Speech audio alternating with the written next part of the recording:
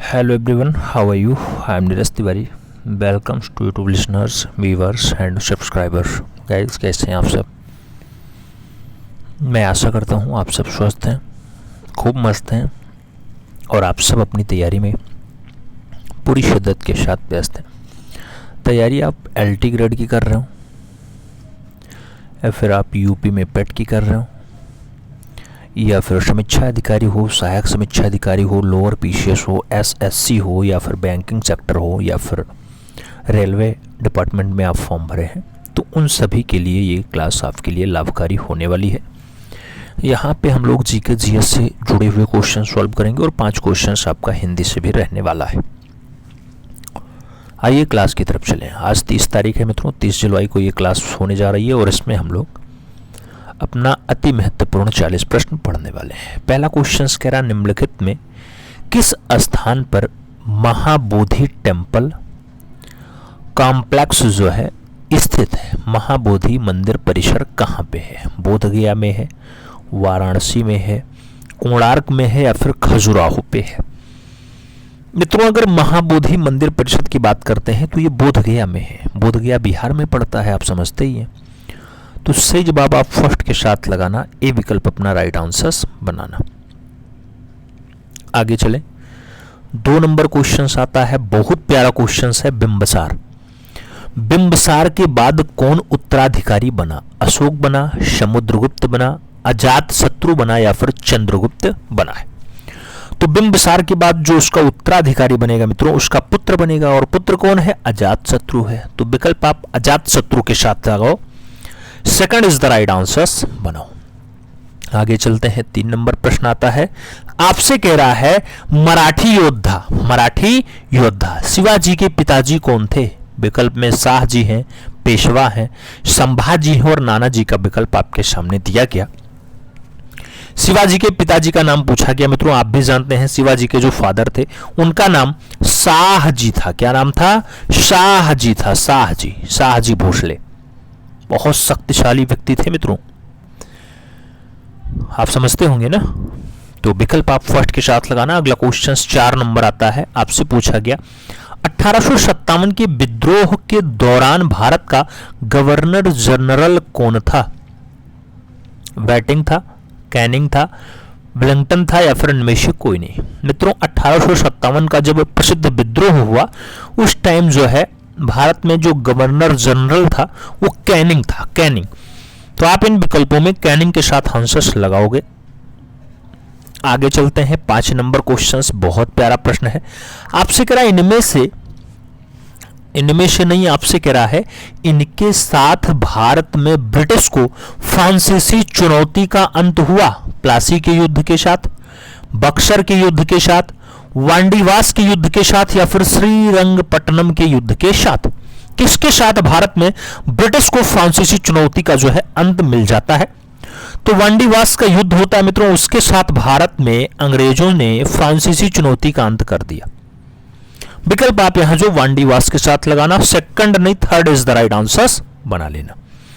आगे चला जाए। 6 नंबर क्वेश्चन आता है, प्यारा प्रश्न है मित्रों, आपसे कह रहा है पारसियों की सामाजिक परिस्थिति के उत्थान के लिए निम्नलिखित में से किस संघ की स्थापना की गई थी? ब्रह्म समाज, थियोसॉफिकल सोसाइटी, रहनुमाई मजदायसन सभा या फिर प्रार्थना सभा? मित्रों, पारसियों की सामाजिक परिस्थिति के उत्थान के लिए, उसको बढ़ावा देने के लिए जो एक सभा स्थापित की जाती है वो रहनुमाई मजदायसन सभा है। विकल्प आप सेकंड नहीं थर्ड के साथ लगाओ, सी विकल्प राइट आंसर्स बनाओ। अगला क्वेश्चन 7 नंबर आएगा, पूछा गया जिस समय दिल्ली ब्रिटिश भारत की राजधानी बनी उस समय वायसराय कौन था? कैनिंग था, सॉरी कर्जन था, हैडिंग था, मिंटो था या फिर वेवेल था? जिस समय दिल्ली ब्रिटिश भारत की राजधानी बनती है उस समय वहां का वायसराय कौन होता है मित्रों? तो अगर वायसराय की बात आती है, आप भी जानते हैं 1911 के आसपास जो है वहां पे हार्डिंग का शासन रहा, वायसराय हार्डिंग रहा। विकल्प आप थर्ड के साथ लगाना, सी इज द राइट आंसर बना लेना। आगे चला जाए। 8 नंबर क्वेश्चन है, बहुत प्यारा प्रश्न है, आपसे कह रहा है ए ओ ह्यूम के संबंध में निम्नलिखित में से कौन सा कथन सत्य नहीं है या सही नहीं है? सभी विकल्पों पर गौर करो। वह ऑर्थोलॉजिस्ट था, हाँ था। वह भारतीय सिविल सेवा का सदस्य था, हाँ था। उसने भारतीय राष्ट्रीय कांग्रेस की स्थापना की, ऐसा भी था। उसने कांग्रेस के वार्षिक सत्रों को 2 बार अध्यक्षता दी है, ऐसा नहीं था बस। तो विकल्प आप यहां डी के साथ लगाना, D is the right answer बनाना। एलन एक्टोह्यूम आपके जो हैं वो प्रशासक के रूप में थे ही, अधिकारी थे, राजनीतिक थे, समाज सुधारक रहे हैं, ब्रिटिश भारत में शौकिया पक्षी विज्ञानी भी था, ये सब था, लेकिन अध्यक्षता 2 बार नहीं की है। कांग्रेस का तो जन्म इसी ने किया है। विकल्प आप यहां डी के साथ लगाओ। अगला क्वेश्चन 9 नंबर आता है, पूछा गया गांधी जी द्वारा सन 1933 तक संपादित समाचार पत्र का नाम क्या होगा? सर्वोदय है, आर्य है, टाइम्स ऑफ इंडिया है या फिर यंग इंडिया है? बापू जी द्वारा या गांधी जी द्वारा 1933 तक संपादित जो समाचार पत्र होता है मित्रों, उसको यंग इंडिया के नाम से जाना जाता है, यंग इंडिया। तो आप जो राइट आंसर्स लगाओगे यंग इंडिया लगाओगे, डी विकल्प अपना राइट आंसर्स बनाओगे। 1919 से 1932 तक निकलता रहा। इसके बाद इन्होंने 1933 में हरिजन निकाला। क्या निकाला? हरिजन, हरिजन, हरिजन निकाले मित्रों। हरिजन ये अंग्रेजी में निकला। इसके बाद हरिजन बंधु भी निकला। तो हरिजन बंधु जब लगता है तो गुजराती हो जाता है। फिर हरिजन सेवक भी निकला, हरिजन सेवक। तो हरिजन सेवक आपका हिंदी में निकलता है, बापू के द्वारा ही संपादित किया जाता था, याद रखिएगा। आगे चलते हैं, 10 नंबर क्वेश्चन आता है आपके स्क्रीन पे है। आपसे कह रहा है अंग्रेजों द्वारा निम्न में से किस क्रांतिकारी को फांसी की सजा दी गई थी? अंग्रेजों द्वारा निम्न में से किस क्रांतिकारी को फांसी की सजा दी गई थी? जतिन दास हैं, राजगुरु हैं, चंद्रशेखर आजाद हैं और कल्पना दत्त का नाम आपके सामने दिया गया। अंग्रेजों द्वारा निम्न में से कौन सी क्रांतिकारी को फांसी की सजा दी गई मित्रों? तो यहां पर राजगुरु को जो है फांसी की सजा दी गई है। आप जानते हैं सैंडर्स की हत्या में भाग लेने के कारण राजगुरु को 23 मार्च 1931 को लाहौर में इनको दिया गया था। भगत सिंह और सुखदेव को भी फांसी दे दी गई थी। लाहौर षड्यंत्र केस भी इन्हीं लोगों के ऊपर चलाया गया था। तो विकल्प आप यहां थर्ड के साथ लगाओ, सी विकल्प अपना राइट आंसर बनाओ। आगे चलते हैं, 11 नंबर क्वेश्चन आता है। पूछा गया एक द्वीपीय राष्ट्र मालदीव डॉट में स्थित है। प्रशांत महासागर, अटलांटिक महासागर, दक्षिण महासागर या फिर हिंद महासागर? एक द्वीपीय राष्ट्र है मालदीव। मालदीव के बारे में अगर देखा जाए मित्रों तो मालदीव आप भी जानते हैं, या मालदीव आधिकारिक तौर पे मालदीव गणराज्य हिंद महासागर में स्थित है। यह अरब सागर का एक द्वीप होता है। तो इसका जो आपका राइट आंसर होगा इन विकल्पों में डी विकल्प के साथ जाएगा। D is the right answer लगाओ। अगला क्वेश्चन 12 नंबर आता है। पूछ लिया गया आपसे विषुवत रेखा के समानांतर काल्पनिक रेखा को क्या कहते हैं? अक्षांश, रेखांश, समताप रेखा या फिर समताप रेखा? विषुवत रेखा के जो समानांतर काल्पनिक रेखा है उसको क्या कहा जाता है मित्रों? तो विषुवत रेखा के समानांतर काल्पनिक रेखा को अक्षांश रेखा कहते हैं मित्रों। विकल्प आप यहां अक्षांश के साथ यानी लैटिट्यूड्स के साथ लगाओगे। फर्स्ट विकल्प अपना राइट आंसर बनाओगे। आगे चला जाए, 13 नंबर प्रश्न आता है। पूछ लिया गया गारो और खासी जनजाति मुख्य रूप से पाए जाते हैं मणिपुर में, मिजोरम में, मेघालय में और छोटा नागपुर में। गारो और खासी जनजाति मेन रूप से कहां पाए जाते हैं मित्रों? तो गारो, खासी, जयंतिया, इन सभी की अगर बात आती है तो ये सब जनजाति तिब्बती मूल की जनजाति हैं और ये मेघालय में पाई जाती हैं। विकल्प आपका यहां सेकंड के साथ बैठेगा। सही जवाब आप जो लगाओगे बी के साथ बनाओगे। आगे चलते हैं, 14 नंबर क्वेश्चन आता है। आपसे पूछा गया रायसीना हिल्स कहां है? रायसीना हिल्स कहां है? नई दिल्ली में है, श्रीनगर के पहाड़ी रूप जिसे पहाड़ी शंकराचार्य के रूप में जाना जाता है वहां है। वह जगह जहां जम्मू और कश्मीर के डोगरा शासकों ने अपने किले निर्मित किए वहां है, या फिर कन्याकुमारी में शैल रूप जहां स्वामी विवेकानंद की प्रतिमा स्थापित है वहां है। रायसीना हिल की अगर बात आती है मित्रों तो आपने अक्सर सुना होगा रायसीना हिल्स राष्ट्रपति भवन लोकेटेड है वहां पे, तो नई दिल्ली में स्थित है। विकल्प आपका फर्स्ट के साथ बैठ जाएगा। अगला क्वेश्चन 15 नंबर आता है। पूछा गया सबसे पुरानी चालू परिष्करणशाला यानी रिफाइनरी कहां पे है? बहामास में है, डिगबोई में है, बसरा में है या फिर टेक्सास में है। सबसे पुरानी चालू रिफाइनरी कहां है? तो सबसे पुरानी चालू रिफाइनरी जो है वो टेक्सास में है। विकल्प यहां आप डी के साथ बनाओ, D is the right answer लगाओ। अगला क्वेश्चन 16 नंबर आता है, पूछ लिया गया बैंक वित्त की अग्रणी बैंक योजना का प्रस्ताव किसने दिया? गिडगिल अध्ययन समूह ने दिया, एनके सिंह समिति ने दिया, विकास अध्ययन समूह ने दिया या फिर एमएल दांतावाला समिति ने दिया है। बैंक वित्त की अग्रणी बैंक योजना का जो प्रस्ताव है वो किसके द्वारा दिया गया मित्रों? तो ऐसा प्रस्ताव गाडगिल अध्ययन समूह के द्वारा दिया गया है। आप इन विकल्पों में फर्स्ट विकल्प राइट आंसर के रूप में चुनेंगे।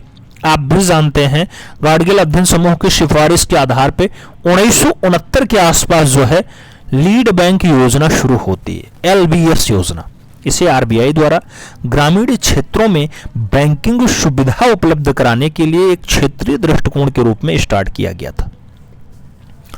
आगे चलते हैं, 17 नंबर क्वेश्चन आता है, आपके स्क्रीन पे है। आपसे कह रहा उस रोजगार की स्थिति को क्या कहते हैं जिसमें कृषि श्रमिकों की उत्पादकता शून्य होती है? मौसमी बेरोजगारी, चक्रीय बेरोजगारी, प्रच्छन्न बेरोजगारी या फिर ढांचागत बेरोजगारी। मित्रों, उस रोजगार की स्थिति को क्या कहा जाएगा जिसमें कृषि श्रमिकों की उत्पादकता शून्य होती है? कृषि श्रमिकों की उत्पादकता शून्य होती है, वहां प्रच्छन्न बेरोजगारी काम करती है। विकल्प आप सी के साथ बनाओ। अगला क्वेश्चन 18 नंबर आता है। प्रश्न संख्या 18 की बारी है। प्रधानमंत्री सुकन्या समृद्धि योजना का शुभारंभ कब किया गया? सितंबर 2014, जनवरी 2015, अगस्त 2015 या फिर जनवरी 2016। प्रधानमंत्री सुकन्या समृद्धि योजना के स्टार्टिंग की अगर बात आती है मित्रों तो आप भी जानते हैं मोदी जी द्वारा 22 जनवरी 2015 को बेटी बचाओ बेटी पढ़ाओ योजना स्टार्ट किया गया। सही जवाब जो आपका बैठेगा यहाँ पे 22 जनवरी 2015 बैठेगा। विकल्प आप यहाँ थर्ड के साथ लगाओगे, सी विकल्प अपना राइट आंसर बनाओगे। और आगे चलेंगे, 19 नंबर क्वेश्चन आता है, बहुत प्यारा प्रश्न है। आपसे कह रहा है भारत में हरित क्रांति के अंतर्गत विकसित बीज वाली फसलों को उच्च पैदावार वाली किस्मों में चयनित करना है। चावल, गेहूं, दलहन, तिल और गन्ना। दूसरा विकल्प है मक्का, चना, ज्वार, कहवा और चाय। तीसरा है चावल, गेहूं, ज्वार, बाजरा और मक्का। चौथा है गेहूं, चावल, गन्ना, दलहन और मक्का। उच्च पैदावार वाली किस्म की जो फसल बनती है मित्रों, इन विकल्पों में क्या बैठती है? तो हरित क्रांति के अंतर्गत आप भी जानते हैं कि चावल, गेहूं, दलहन, तिलहन और गन्ना को उच्च पैदावार की श्रेणी में रखा गया और इसी पे खूब ज्यादा फोकस किया गया। तो राइट आंसर आप यहां फर्स्ट के साथ चुन लेना, ए विकल्प अपना राइट आंसर लगा लेना। अगला क्वेश्चन 20 नंबर आ रहा है। पूछा जा रहा है वाणिज्यिक बैंक द्वारा भारतीय रिजर्व बैंक के पास रखे गए सर्वाधिक न्यूनतम से अधिक रिजर्व कहलाते हैं। वाणिज्यिक बैंकों द्वारा भारतीय रिजर्व बैंक के पास रखे गए सांविधिक न्यूनतम से अधिक रिजर्व क्या कहलाता है? नकदी रिजर्व कहलाता है, वैसे रिजर्व कहलाता है, जमा रिजर्व कहलाता है या फिर क्षणिक रिजर्व कहलाता है? तो उसे क्या कहते हैं मित्रों?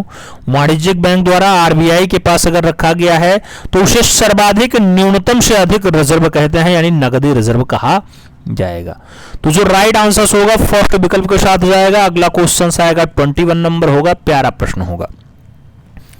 आपसे कह रहा है भारतीय संविधान का कौन सा अनुच्छेद उच्चतम न्यायालय की स्थापना और गठन से संबंधित है? अनुच्छेद 124, अनुच्छेद 119, अनुच्छेद 118 और अनुच्छेद 125। भारतीय संविधान का कौन सा अनुच्छेद उच्चतम न्यायालय की स्थापना और गठन से संबंध रखता है मित्रों? तो उच्चतम न्यायालय के गठन और स्थापना से जो संबंधित है वो आपका आप भी जानते हैं भाग 5 के अंतर्गत आता है। अध्याय 6 में संघ न्यायपालिका की बात की जा रही है और यहाँ पे अनुच्छेद 124 के बारे में अनुच्छेद 124(1) में कहा गया है कि भारत का एक सर्वोच्च न्यायालय होगा। सर्वोच्च न्यायालय के न्यायाधीश की नियुक्ति राष्ट्रपति करेगा। विकल्प आप यहां फर्स्ट के साथ चुनोगे। अगला क्वेश्चन अपना 22 नंबर आता है। पूछा गया संविधान प्रारूप समिति के समक्ष प्रस्तावना का प्रस्ताव किसने रखा? जवाहरलाल नेहरू ने, भीमराव अंबेडकर ने, वीएन राव ने या फिर महात्मा गांधी ने। संविधान प्रारूप समिति के जो समक्ष प्रस्तावना का प्रस्ताव रखा जाता है मित्रों, वो प्रस्तावना का प्रस्ताव आप भी जानते हैं जवाहरलाल नेहरू के द्वारा रखा जाता है। सही जवाब आप फर्स्ट के साथ लगाना। प्रारूप समिति के समक्ष जो प्रस्तावना रखी जाएगी पंडित जवाहरलाल नेहरू जी के द्वारा रखी जाएगी। आगे चला जाए 23 नंबर क्वेश्चन आ जाता है। 23 नंबर क्वेश्चन आपसे कह रहा है भारतीय संविधान का अनुच्छेद 125 संबंधित है। 125 किससे संबंधित है मित्रों? अनुच्छेद 125 की अगर बात आती है, सर्वोच्च न्यायालय के न्यायाधीशों की नियुक्ति संबंधित उपबंधों से संबंधित है? नहीं। सर्वोच्च न्यायालय के न्यायाधीशों के वेतन, भत्ते और अन्य सुविधाओं से संबंधित उपबंध है? हाँ, यही है। तो विकल्प आप सेकंड के साथ लगा लो मित्रों, थर्ड और फोर्थ पढ़ने की जरूरत नहीं है। सही जवाब आप थर्ड के साथ नहीं, सेकंड के साथ लगाओ। अगला क्वेश्चन 24 नंबर पढ़ते हैं। आपसे पूछा गया भारतीय संविधान का कौन सा अनुच्छेद मुफ्त कानूनी सहायता और समान न्याय प्रदान करता है? मुफ्त कानूनी सहायता और समान न्याय प्रदान करता है। 30 नंबर, 39 से 25 या फिर 33 बी। भारतीय संविधान का कौन सा अनुच्छेद मुफ्त कानूनी सहायता और समान न्याय प्रदान करता है? तो मुफ्त में सब कुछ दे रहा हो मित्रों, वो आपका 39 होता है, 39 ए। विकल्प आप जो यहां राइट आंसर बनाओगे वो अपना सही जवाब आप चुनोगे थर्ड के साथ, यानी सी के साथ। सी इज द राइट आंसर लगाओ। अगला क्वेश्चन 25 नंबर आता है। 25 नंबर क्वेश्चन आपसे कराए ग्राम पंचायत का कोई सदस्य हस्तलिखित आवेदन मुखिया को समर्पित कर त्यागपत्र दे सकता है। आवेदन समर्पित करने के कितने दिनों बाद त्यागपत्र प्रभावी माना जाएगा? 7 दिनों बाद, 15 दिनों बाद, 21 दिनों बाद या फिर 28 दिनों बाद, जिसमें रविवार शामिल नहीं। तो ग्राम पंचायत का कोई सदस्य है, हस्तलिखित आवेदन मुखिया को समर्पित कर देता है कि मैं त्यागपत्र दे रहा हूं, तो मित्रों कितने दिनों बाद उसे बिल्कुल रिक्त मान लिया जाएगा? तो 7 दिनों बाद रिक्त मान लिया जाएगा। विकल्प फर्स्ट के साथ राइट आंसर बन जा रहा है। अगला क्वेश्चन आ रहा है 26 नंबर है, बहुत प्यारा प्रश्न है।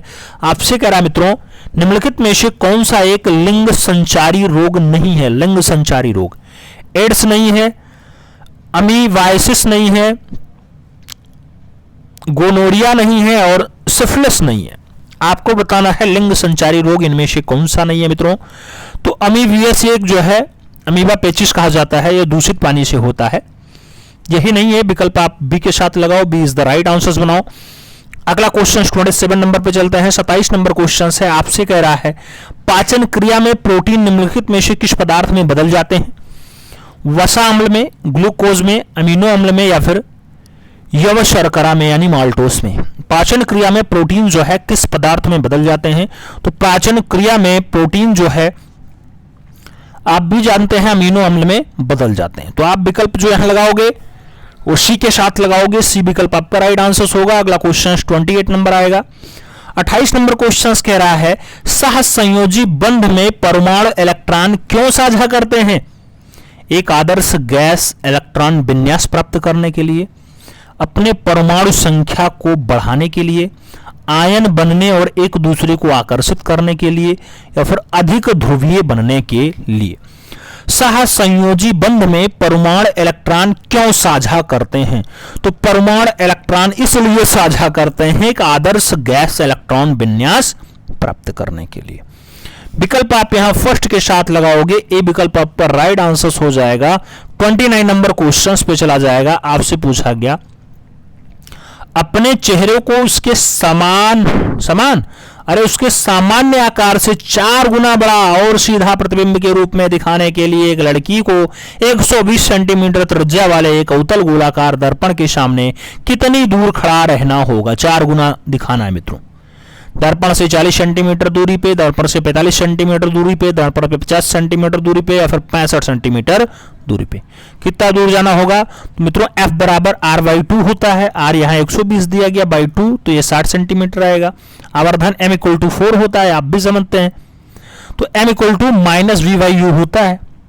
जब M की वैल्यू आप निकालोगे तो -4U आएगा। सूत्र लगाओगे 1/M बराबर 1/U प्लस 1/V। इसे जब काउंट करोगे तो आपका जो यहाँ डाटा निकल करके आएगा वो 3 × 160/4 आएगा। 3 × 160 नहीं भैया, 60/4। तो 15 × 4 = 60, 15 × 3 = 45। राइट आंसर 45 सेंटीमीटर आएगा। 45 सेंटीमीटर दूर अगर है तो 4 गुना प्रतिबिंब दिखाई दे जाएगा। सही जवाब आप क्या लगाओगे? फर्स्ट के साथ नहीं, सेकंड के साथ लगाओ। अगला क्वेश्चन आपका 30 नंबर आता है। आपसे पूछा गया एक बेसबॉल को हवा में ऊपर की तरफ फेंका जाता है, बाल का अपने उच्चतम बिंदु पे त्वरण क्या होगा? 0 होगा, 2g ऊपर होगा, g नीचे होगा या फिर 2g नीचे होगा। एक बेसबॉल को हवा में ऊपर की तरफ फेंका जाता है, बाल का अपने उच्चतम बिंदु पर त्वरण क्या होगा मित्रों? तो उच्चतम बिंदु पे जो त्वरण होगा g नीचे होगा, g नीचे होगा। सही जवाब आप यहां सेकंड के साथ लगाना, बी विकल्प राइट आंसर्स बनाना। अगला क्वेश्चन 31 नंबर आता है। पूछा गया साधारण ब्याज की दर जिस पर कोई धनराशि 25 वर्षों में स्वयं की 3 गुनी हो जाती है क्या है? ब्याज की दर आपको बताना है। 4% है, 5% है, 8% है या फिर 6% है। 25 वर्ष में 3 गुना हो जाए, 3x हो जाए। अगर x रहा हो तो 3x हो जाए। 25 वर्ष में 3 गुना अगर होना है मित्रों तो आप भी जानते हैं ब्याज बटा मूलधन इक्वल टू 2। दर आपको निकालना है, लगभग 8% के आसपास आएगा। 25 अट्ठे 200। अगर आप काउंटिंग करते हैं 2 गुणे 100 बट्टा 25, 25 दूना 50, 25 नहीं 25 चौके 100, 4 दूनी 8। हाँ 25 चौके 100, 4 दूनी 8, 8% आएगा। 8% ब्याज पे जो है कोई भी धनराशि मान लो 100 रुपये रही हो तो वो 25 साल बाद ये 300 रुपये हो जाएगी, 300 रुपये। ठीक है, आगे चलते हैं। 32 नंबर आता है। 32 नंबर क्वेश्चन आपसे कह रहा है एक खाद्यान्न विक्रेता गलत बांट का प्रयोग करके खरीदते समय एवं बेचते समय प्रत्येक स्थिति में 10% की बेईमानी करता है, उसका कुल लाभ प्रतिशत क्या होगा? 10% खरीदता है तब भी बेईमानी करता है, 10% बेचता है तब भी बेईमानी करता है। ओवरऑल उसका क्या रहेगा? लाभ रहेगा या हानि? 21%, 25%, 20% या फिर 23%। मित्रों अगर कुल लाभ आप देखना चाहते हैं यहां पे तो एक फार्मूला होता है x plus Y plus X गुणे वाई बाई 100। अब यहां x भी 10 है, y भी 10 है, x भी 10 है, y भी 10 है। और जब 10 गुणे 10 बटा 100 करोगे, 10 गुणे 10 बटा 100 तो यहां भी 1 आएगा। तो ओवरऑल 21% का लाभ उसे प्राप्त हो रहा है। विकल्प यहां पे 21% यानी फर्स्ट विकल्प आपका राइट आंसर हो जाएगा। आगे चलोगे 33 नंबर आता है। अंक 4, 5, 7, 6 एवं 1 के 3 अंकीय कितनी विषम संख्याएं बनाई जा सकती हैं यदि प्रत्येक अंक केवल एक ही बार प्रयोग में आता है? क्वेश्चन थोड़ा सा जटिल है, समझना पड़ेगा मित्रों। यहां पे कितने आप ऐसे अंक बना सकते हैं जो अंक केवल एक बार आवे? 4, 5, 7, 6 और 1। मित्रों इसे सॉल्व करने के लिए थोड़ा सा टाइम लगेगा, लेकिन इसके राइट आंसर्स की अगर बात करें तो यहां पे आप सॉल्व करोगे तो 36 आपका राइट आंसर बैठ जाएगा। मित्रों कई खानों में से डिवाइड करके फिर इन्हें आपस में जब मेल करोगे तो ये वाला अंक 3 बार बन सकता है, ये वाला 4 बार, ये वाला 3 बार। तो 4 तियां 12 तियां 36। राइट आंसर आपका जो है डी के साथ बैठेगा। अगला क्वेश्चन 34 नंबर आता है। आपसे पूछा गया निम्नलिखित का मान ज्ञात कीजिए। अंडर रूट में 156.25 है, फिर प्लस है, फिर अंडर रूट है 0.0081 है, फिर माइनस है, अंडर रूट है 0.0361 है। इसका मान आपको बताना है। विकल्प आपके सामने हैं। जब इन्हें आप सॉल्व करोगे मित्रों तो यहां ढंग से देखोगे तो ये आपका 12.5 का स्क्वायर है, ये 12.5 का स्क्वायर है, फिर प्लस करना है 981 0.09 का स्क्वायर है ये। और जब इसे माइनस करोगे तो मित्रों ये आपका 19 का स्क्वायर है, यानी 0.19 का स्क्वायर लास्ट में लिखा हुआ है। तो इनको जब आप ऐड करोगे तो जो राइट आंसर बनेगा, इसमें 0.9 आपको ऐड करना है तो 59 ये हो जाएगा। 59 में आपको 19 घटाना है तो जो राइट आंसर आप निकाल पाओगे वो राइट आंसर आपका यहां पे निकल करके आएगा 12.4। विकल्प आप सी के साथ आंसर बना पाओगे। और आगे चलते हैं, 35 नंबर क्वेश्चन आता है, आपसे पूछा गया 217 की पावर 413 गुणे 819 की पावर 547 गुणे 414 की पावर 624 गुणे 342 की पावर 812 का इकाई अंक क्या है। इसे जब आप सॉल्व करते हो तो क्वेश्चन थोड़ा सा आसान हो जाता है। ओवरऑल जब आप इसे हल करोगे तो जो राइट आंसर्स ले आ पाओगे मित्रों, वो राइट आंसर्स आपका इकाई अंक 8 बैठेगा। विकल्प आप यहां डी के साथ लगाओगे। और आगे चलते हैं, अगला क्वेश्चन आता है, 36 नंबर है। बादशाह शब्द का स्त्रीलिंग रूप है, बादशाही है, बेगम है, बादशाहीन है या फिर बादशाहीन है। बादशाह शब्द का स्त्रीलिंग क्या है मित्रों, तो बेगम है, बेगम। बादशाह का स्त्रीलिंग बेगम होगा मित्रों। और आगे चलते हैं, 36 नंबर क्वेश्चन आता है, आपसे पूछा गया निम्नलिखित वाक्य में काले छपे शब्द के पर्यायवाची शब्द का चयन उसके नीचे दिए गए विकल्पों में से करना है। भगवान शिव को आशुतोष माना जाता है, शिव को काला दिया गया, यानी शिव का आपको पर्यायवाची बताना है। पिनाकी है, पियासु है, लंबोदर है या फिर पिनाक है। शिव का अगर आपको पर्यायवाची ढूंढना है मित्रों तो भगवान शिव को पिनाकी भी कहा जाता है, पिनाकी। विकल्प फर्स्ट के साथ लगाओ, ए विकल्प आपका राइट आंसर हो जाएगा। फिर से निर्देश दे दिया गया, आपको चुनना है। विनोद कोश विद्यालय में इम्तिहान लेने वाला बनाकर जाना चाहिए या बनकर जाना चाहिए। विनोद कोश विद्यालय में इम्तिहान लेने वाला बनकर जाना चाहिए। विशेषज्ञ, अध्यापक, परीक्षक या फिर समन्वयक। इम्तिहान लेने वाला के लिए एक शब्द क्या बैठता है मित्रों, तो आप भी जानते हैं उसे परीक्षक कहा जाता है। तो विनोद कोश विद्यालय में परीक्षक बनकर जाना चाहिए। विकल्प आप सेकंड के साथ लगाओ, भी विकल्प आपका राइट आंसर बन जा रहा है।